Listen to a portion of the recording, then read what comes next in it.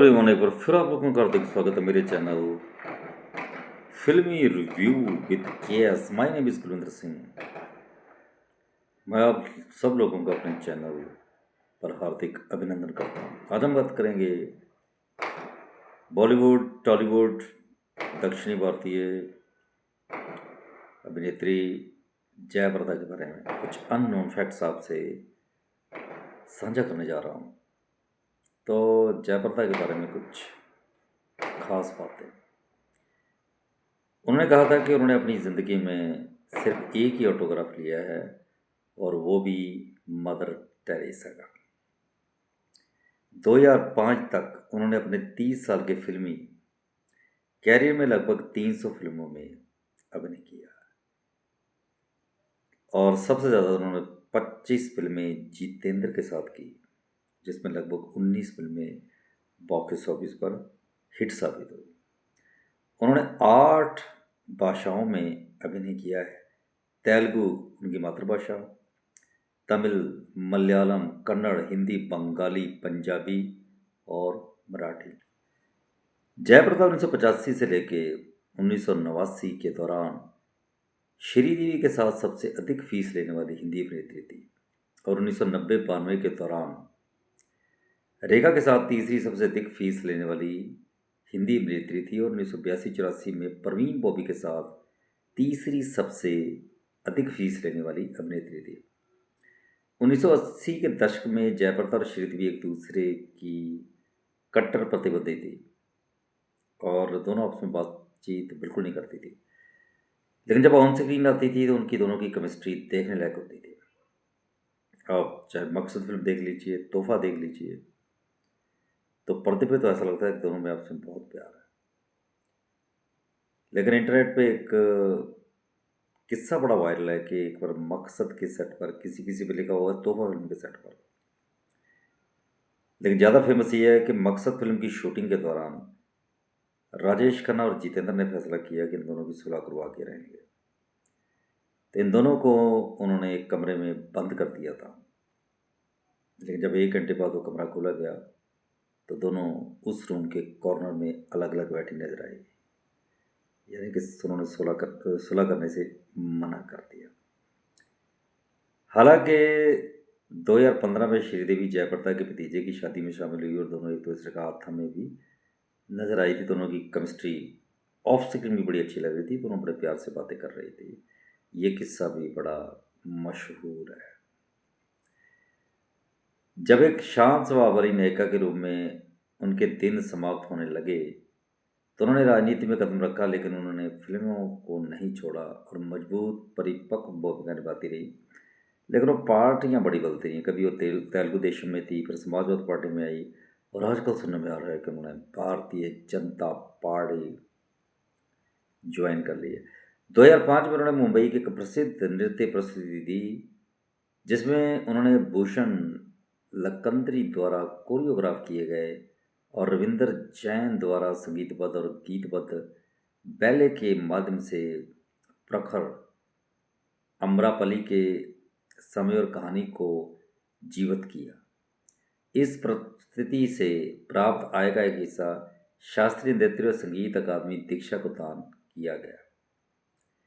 जब वो महज 14 साल की थी तभी मंच पर नृत्य करते हुए उनकी प्रतिभा को पहचाना गया और उन्हें अपनी पहली तेलुगु फिल्म अंदुलेनी कथा 1976 में एक नाटकीय नायिका के रूप में चुना गया। मशहूर निर्देशक के बालचंद्रन ने एक दृश्य में गड़बड़ी करने पर उनके सह कलाकार कमला हसन को उनके सामने ही थप्पड़ मार दिया।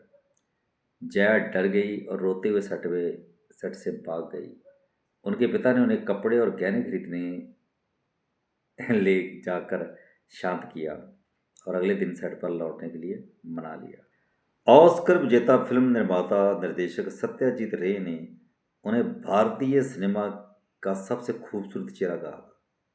एक ऐसी प्रशंसा जिसे उन्होंने इतना संजोकर रखा कि उन्होंने रे द्वारा खोजी गई 2 सितारे शर्मिला टैगोर और जया बच्चन के साथ पुस्तक द विजन ऑफ रे सिने पोस्टर्स एंड बियॉन्ड 2005 के विमोचन के लिए आयोजित श्रद्धांजलि समारोह में भाग लिया था।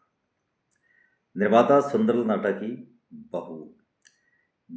तो जितेंद्र और जयप्रदा ने 25 फिल्मों में एक साथ काम किया, रोमांटिक जोड़ी बनाई, जिनमें 19 फिल्में बॉक्स ऑफिस पर हिट रही। उन्होंने एक और फिल्म सिंदूर में भी साथ काम किया था, लेकिन जयप्रदा के साथ शशि कपूर मुख्य भूमिका में थे और जितेंद्र उस फिल्म में गेस्ट अपीयरेंस कर रहे थे। फिल्म निर्माता दसारी नारायण राव ने उन्हें बार बार अपनी फिल्मों में लिया और उन्होंने उनकी वफादारी को याद रखते हुए फिल्म ए दंस तुला मेहता 1980 में अतिथि भूमिका निभाने के लिए सहमति थी।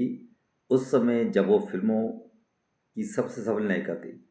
उस फिल्म में उन्होंने चक्कानी चुक्का जयप्रदा गीत में उनके नाम का इस्तेमाल उन्हें श्रद्धांजलि देने के लिए किया, जब उन्होंने इस गीत को उन पर फिल्माया।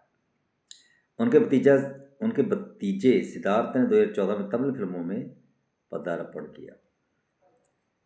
पूर्व अभिनेता राजा बाबू उनके भाई हैं। वो 1989 में जयप्रदा प्रोडक्शन की सावन का महीना का निर्माण कर रहे थे। इसमें ऋषि कपूर, जयप्रदा, रीता बादुड़ी, राजा बाबू ने अभिनय किया था। कल्पतरु द्वारा निर्देशित फिल्म बंद हो गई। छोटे भाई श्री राम कुमार छोटा बाबू ने 1989 में के पपैया की बेटी के साथ भागकर विवाह कर लिया था।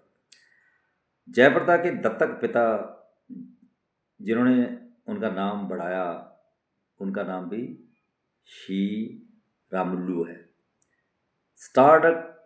स्टारडस्ट पत्रिका के दिसंबर 1983 अंक में एक लेख छपा था, जिसमें कहा गया था कि जया की शादी दक्षिण फिल्म उद्योग के एक मशहूर मेकअप आर्टिस्ट से हुई थी।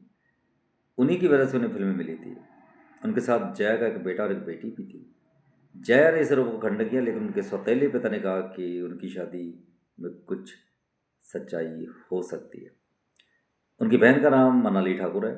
उनका विवाह आंध्र प्रदेश के अध्यक्ष और राजनीतिज्ञ राज ठाकुर से हुआ था। उनकी 2 बेटियां हैं, मानस और रेबा। उनका एक बेटा भी है जिसका नाम नीतीश है।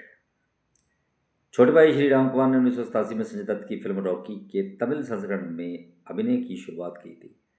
जयप्रदा इस फिल्म की निर्माता थी। हालांकि जब फिल्म बंद हो गई, बाद में उन्होंने अपनी बहन जयप्रदा के साथ फिल्म SP देता का निर्देशन और उसमें अभिनय किया। बंद पड़ी एवरग्रीन क्रिएशन गंगा बने ज्वाला 1990 में अभिनय किया, जिसमें सुरेश ओबराय, जयप्रदा, कुलभूषण खन्ना, परेश रावल, मंगल ढिल्लो, संगीत राजेश रोशन, निर्देशक P देवराज थे। उमा फिल्म्स की रुकी फिल्म उस जहां से इस जहां तक 1990 में अभिनय किया, जिसमें कबीर बेदी, जयप्रदा, अनुपम खेर, सदाशिव अमरापुरकर, संगीत आनंद वृंद और निर्देशक जोगेंद्र शैली का था। जयप्रदा प्रोडक्शन की रुकी फिल्म संकल्प 1989 में अभिनय किया, जिसमें जयप्रदा, असलम खान, कुंदन मलिक, राधे श्याम, परवीन आनंद ने अभिनय किया। जयप्रदा द्वारा निर्मित LB यादव द्वारा लिखित और निर्देशित। जयप्रदा 1983 से 1986 तक 10 बार बॉक्स ऑफिस इंडिया की शीर्ष अभिनेत्री सूची में शामिल हुई और 3 बार 1984 से लेकर 86 सूची में शीर्ष पर रही। उन्होंने अपने समय में फिल्म उद्योग में सर्वोच्च शिखर हासिल किया। ये थी जयप्रदा के बारे में कुछ खास बातें। उम्मीद है कि आपको पसंद आई होंगी। Thanks for watching my video.